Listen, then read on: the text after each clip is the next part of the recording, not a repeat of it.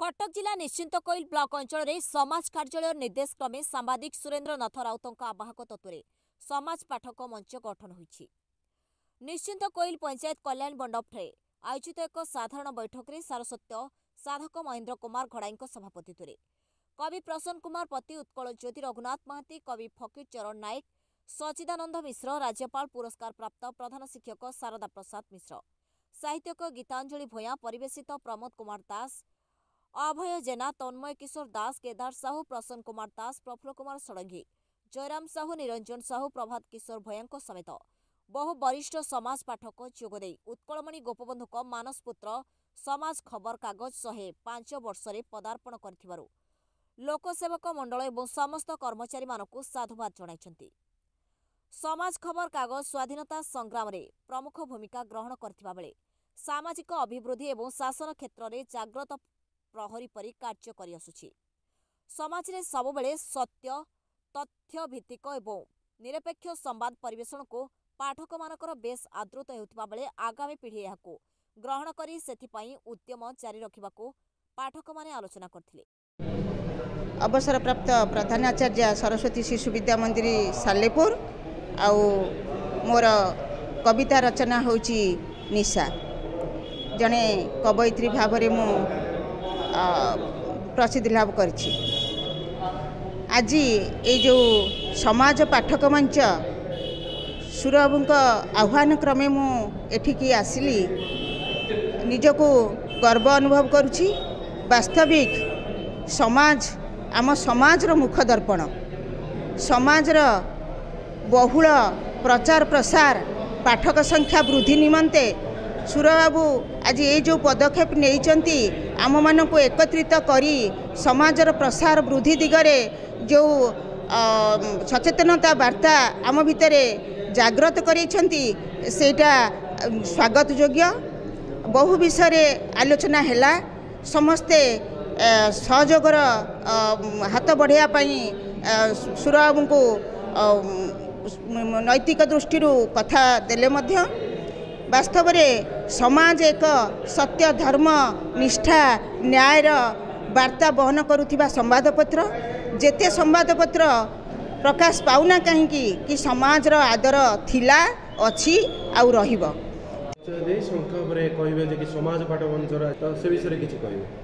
शिशु साहित्यिक महेन्द्र कुमार घड़ाई मु पिला बेलू समाज को चिन्हे समाज को जाने निरीखे देखे मो भितरे समाजर व्यापकता भरी रही। समाज भली अनुष्ठान विरल समाजर रुचि समाजर आग्रह समाजर आवश्यकता को नहीं यही दैनिक संवादपत्र समाजटी बेस परिपृष्ट आदरणीय एवं विश्वास भाजक भाव में काम करुछि। लोकसेवक मंडलर संपादक निरंजन रथ महोदय एवं दैनिक समाजर संपादक माननीय प्रमोद कुमार महापात्रंकर आह्वान एवं यही निश्चिंत कोइल समाज प्रतिनिधि सुरेन्द्रनाथ राउतुंकर समयोचित पदक्षेप ही आम समस्त को टाणी आनीचे यही समाज पाठक मंच माध्यम वास्तव एठारे आज जो माने उपस्थित होते समस्ते विज्ञ प्राज्ञ निज निज क्षेत्र में प्रतिनिधि कृति और कृतिर अधिकारी समस्त मुहरे से गोटे कथा समाजर विकल्प नहीं समाजर सहित कई जोड़ी हो पारे ना यही माध्यम निजर निजर मत रखिंट समाजर व्यापकता समाजर आवश्यकता समाज वृद्धि किभली हम निज निजर मत उपस्थापन करिसेंती जहाकु नहीं संकलित कले एवं यही पाठक मंच परवर्ती समय निज निज क्षेत्र में व्यापक करने जो आह्वान देइछन्ती गुंडुची मूषा भली से निश्चय भाव में व्यापक करिबो यह निसंदेह। जेमिति कि कथारे अछि गुंडुची पिठी रे तीनोटी गार देइथिले गार नुहे सत राम कठार वास्तव में से भली प्रतीक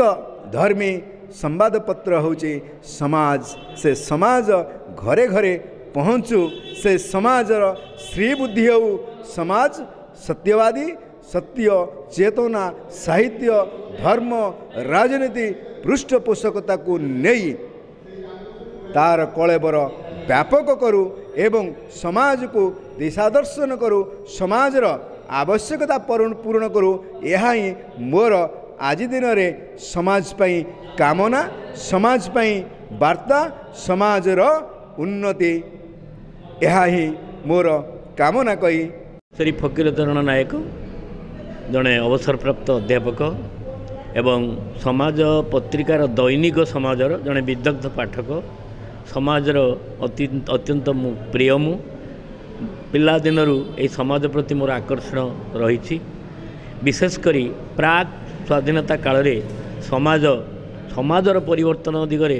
गोटे गौरवपूर्ण भूमिका अवतीर्ण होता से प्रातस्मरणीय होती उत्कलमणि गोपबंधु जे कि समाजर प्राण प्रतिष्ठाता आदि आम स्मरण करुचु ए पर्यंत समाज तार 77 बयस अर्थात 105 वर्ष पदार्पण कर सारा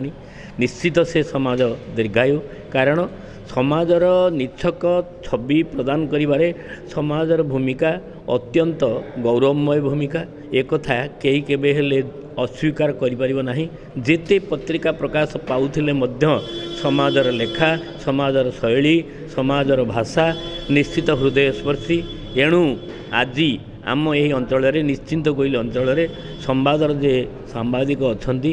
सुरेंद्रनाथ राउत महोदय एक बड़ धरणर उद्यम आरंभ करते सफल होती से जड़े प्रति कथार कहवाक गले से जड़े निरपेक्ष सांबादिक एवं ग्रामांचल संवाद को से सुंदर भाव में समाज में प्रकाशित करने उद्यम आरंभ कर उद्यम सफल होता है तेणु से अत्यंत लोकप्रिय आज समाज पाठक मंच